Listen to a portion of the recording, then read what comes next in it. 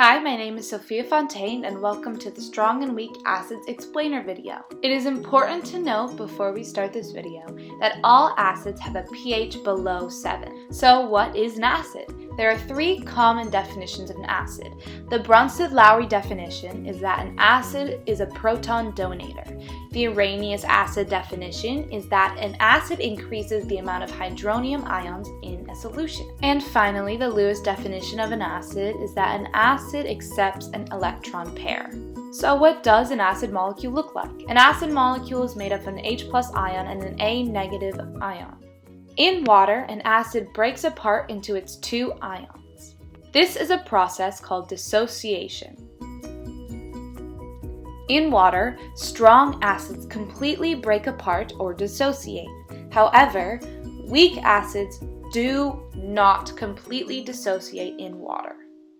So, if we were to look inside a beaker of weak acid and a beaker of strong acid, we would see that the beaker of strong acid has completely broken apart acid molecules, while the weak acid still has some remaining intact molecules left inside.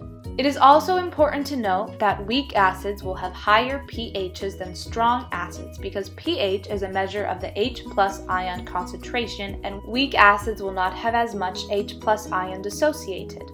What does this look like in equation form? Well, as you can see, a strong acid will completely break apart into its two parts. This is hydrochloric acid, for example. However, a weak acid, like hydrofluoric acid, will break up into its two parts, but as you can see, it has a double arrow.